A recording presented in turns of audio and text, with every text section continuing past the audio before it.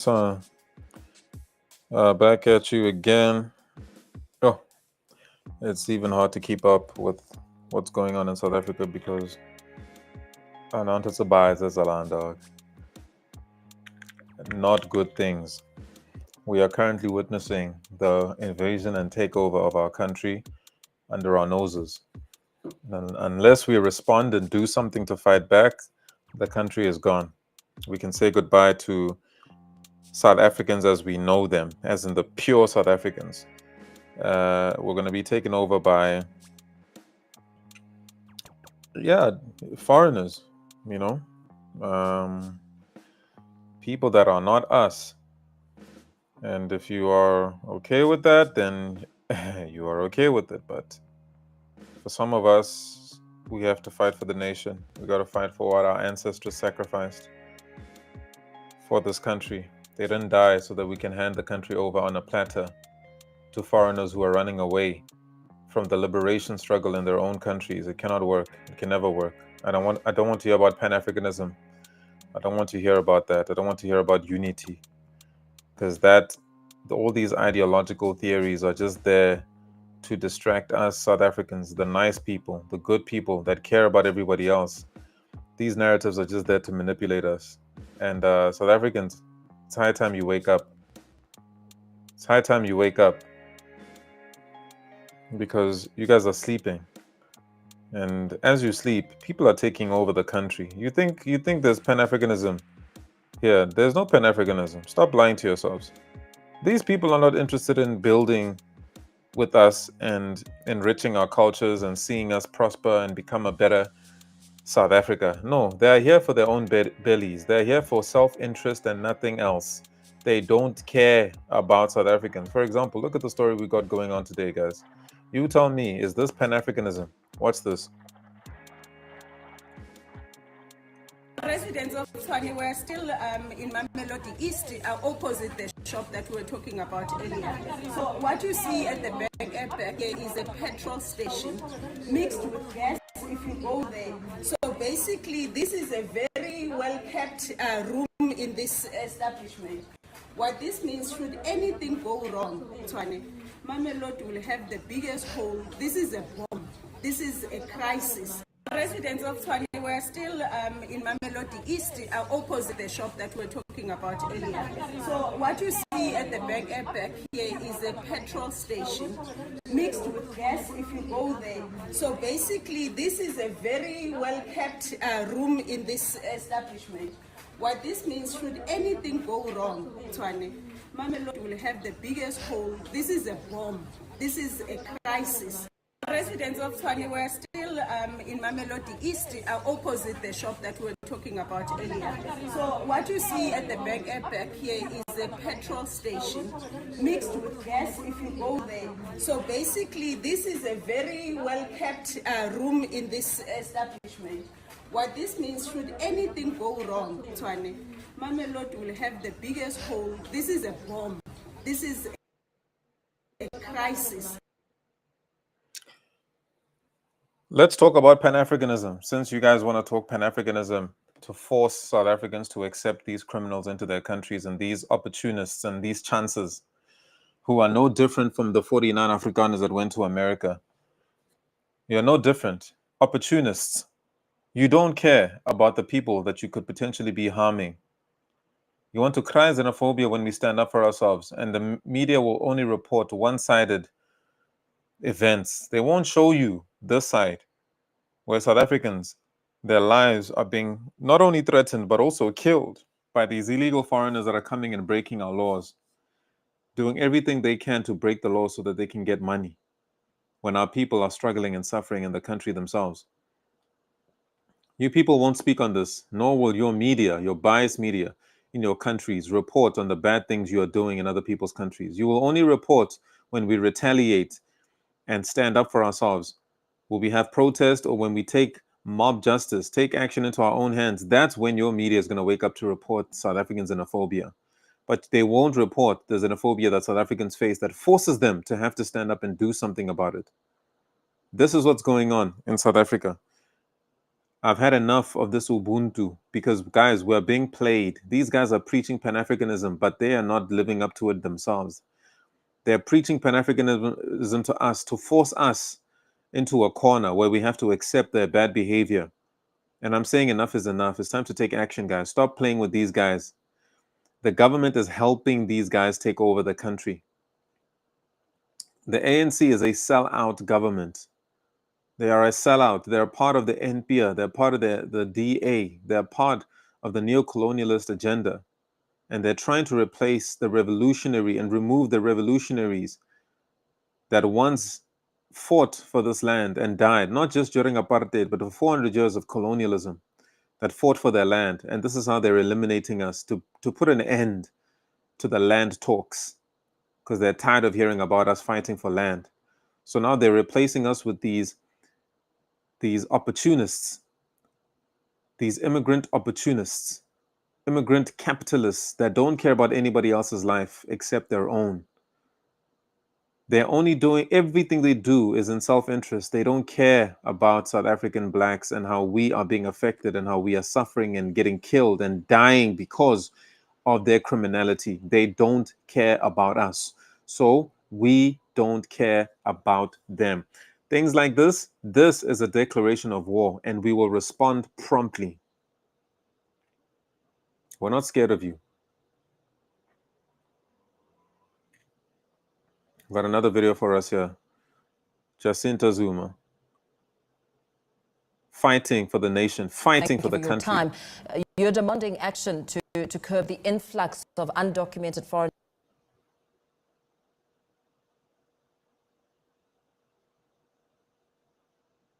nationals in the country. What did you seek to achieve today? Today we were doing a follow-up, if I can call it that, which is basically us saying that we went to government last month in March. That's why the movement is called March in March. And we had a memorandum asking for them to take the issue of illegal immigration seriously. So after 30 days, we hadn't received a response, but we know that as per the culture, they expected us to give up and forget about it. So we said, we're going to march and march. That's why the movement is now called March and March, until we get a response for all the concerns that we have as citizens of this country. This entire movement started on social media, and it's just community members coming together and saying that we've had it. It's about time now that our government really takes us seriously when it comes to illegal. Look her up, Jacinta Mangobese Zuma. The movement is called March and March. And get active. Support what they're doing. Support the great work they're doing. Contact her. She's on Facebook. Find out how you can get involved in the march. Join the march for your particular community. And let's stand up to the people that are oppressing us, because that's what's happening. We're being oppressed and we're being asked to take it because we're supposed to be Pan-Africanists. But the people oppressing us are showing no sense or no sign of Pan-Africanism. So why should we accept this? Why should we accept this? I'm gonna share some stuff with you, but yeah, let's continue. Immigration, because we're overpopulated and it's just not looking good for the future of this country. So you've been dealt another blow because you were not able to hand in your memorandum of demands because the Speaker of the Legislature was not available. What for your next move? I think for us, it's not only that actually that we've had to deal with. We've had a lot of things that we were dealing with behind the scenes. We've had even other places where the leadership of those areas was refusing to give people permission to march, because we've had the march in different places as well. We had it in Newcastle, Escort, we had it in PMB and other parts of KZN, and we had it in Johannesburg. Few people turned up in East London. So we had those challenges where, you know, people were wanting to be part of the movement, but somehow were facing threats. There was a lot of people being threatened that if they show up for the march, they'd be found and they'd be shot or killed. So it's been really difficult. And I think the more you dig deep and you realize how messed up everything is, you figure out that what we're fighting here is more than just for people to not come into the country legally. We're fighting an entire system here that has made it easy for people to come into the country as and when they want to and how they wish. And when they get here, they're really moving in different circles and different rings that are organized. So that's why when you fight something like this, it's going to be a very difficult fight, because you're not just fighting the people that are coming into the country, you're fighting a whole lot of people as well. Yeah. What was contained in your memorandum of demands? We demanded for a few things, mostly the first one being strengthening the borders and making sure that coming into the country willy-nilly becomes a thing of the past. We also wanted for the restoration of law in the country so that we don't see such a high scourge in the crime rates. I mean, we just recently heard that a lot of organized crime is now attributed to foreign nationals, and that is really, really scary, especially those who are illegal. And we also spoke about matters of the Department of Home Affairs, where people are selling documentation to be South Africans, which speaks to corruption and the rot that is actually happening in the country. And we've spoken about the influx and overcrowding of hospitals, of schools, where South African children don't have space in schools because everyone's already being told that space is occupied. We spoke of the Constitution as well, and the judiciary, and making sure that we have to change our Constitution and it has to prioritize South Africans. But in the meantime, we know that the judiciary can also look at the Constitution in a way that favors South Africans, because we know that there are ways that they can always look at the law and interpret it differently. So we are hoping that in the meantime, while we're still fighting the Constitution, that they do look at making it more and more difficult to just let criminals go who have broken the South African laws. We've spoken of buildings, even the children that have died from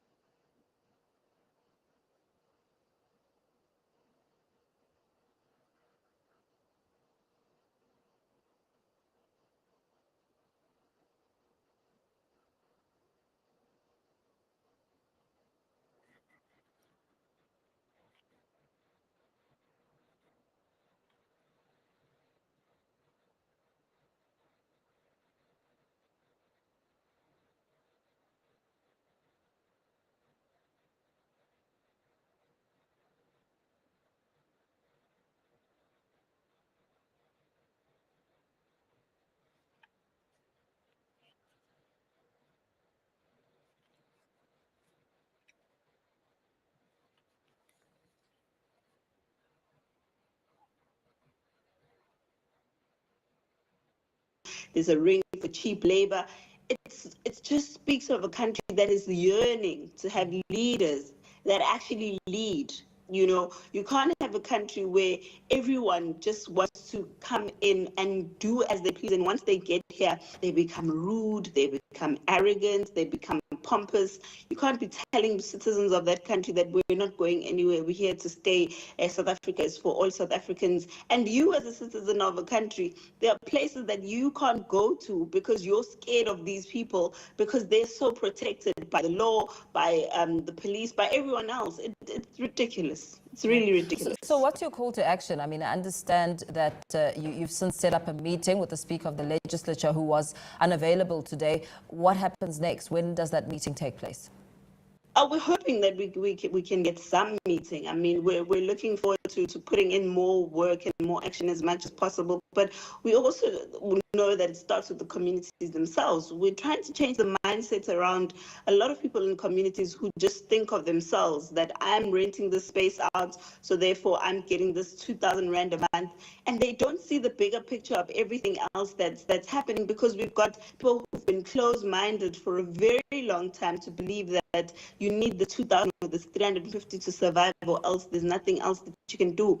bigger picture, we have been calling on government to firstly even put up 30 days for illegal immigrants to themselves voluntarily leave the country, and call on the SANDF to say, if you do not leave the country in the 30 days that you've been given, we're going to be deporting people in numbers. So we're calling for mass deportation at the moment. We can no longer sustain these people. We can no longer have enough space for everyone. The crime rates, the unemployment rates, the number of children that they bring into the country, it's just too exhausting. And South Africa does not have the capacity anymore to be home to the whole of Africa. So we call on our government, we call on our president, the GNU, anyone that's involved in making decisions for the country, to please make this an urgent matter, because we don't have blue lights, we don't have security, we don't have this.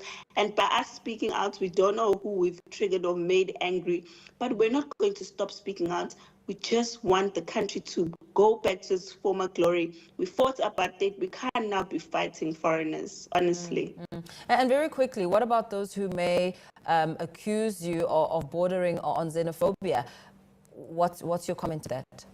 Well, I said this earlier, and I'm going to say it again, that xenophobia is now used as a way to gaslight South Africans into silence.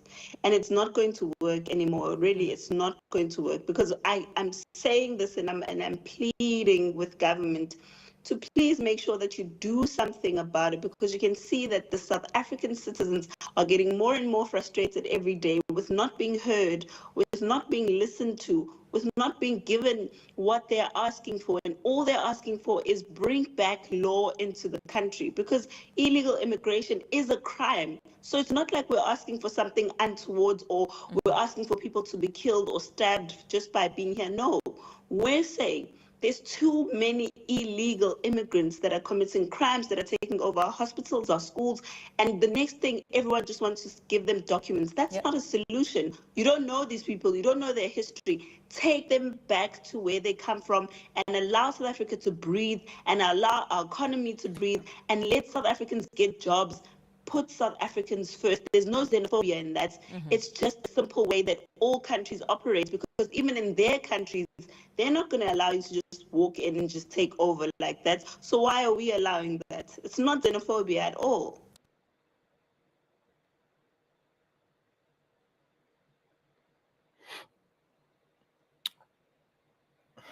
Yeah, how can it be xenophobia to fight for your country? How can it be xenophobia to want to put your people first? You tell me. These same people, they fight for their countries. You don't get the same privileges in their countries. You don't get a chance to just break the law as much as you want, all willy-nilly, in their countries. So why is it okay to do those things or do these things in our country? This is what I'm trying to understand. So the group organization is called March and March Until We Win. Guys, let's get behind them. As you can see, this thing is an organized crime syndicate. Hold on. This thing is an organized crime syndicate that is being allowed to flourish because our government is behind helping these people that are coming from other countries to do what they're doing, and which is treason. That's treasonous. And it proves undoubtedly that the state has been captured, and that ANC is not serving the interests of the people of South Africa, but instead, whether it's through bribery or whether because, sorry guys,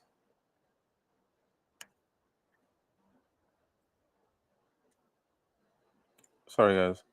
Uh, yeah, so what's happening is that we're being invaded and the government is helping, whether that's obviously I've speculated that I think the plan from the apartheid government, the DA, the NPA, was to hand political or state power to the clever blacks, the sellout blacks, and then take it back again after the country and the whole world saw that black leadership had failed. And I think they're deliberately making them fail by them ignoring the people and making it difficult for us to get justice to all the ills that we can clearly see are happening in the country. We're living in a dictatorship, guys, and we are being persecuted as South African blacks, and we're being genocided and annihilated and removed. The true genocide that's taking place in South Africa is the genocide of black South Africans, because the way we're being treated, they do not care about us, and they actually want to see us gone. They're trying to silence us. They're trying to quieten us. And if you don't see it, then you are part of the problem. And if you're South African and you care more about the rights of foreigners than the people of your country, then you're a hypocrite. And you're programmed and brainwashed with all this Pan-Africanist and let's unite nonsense.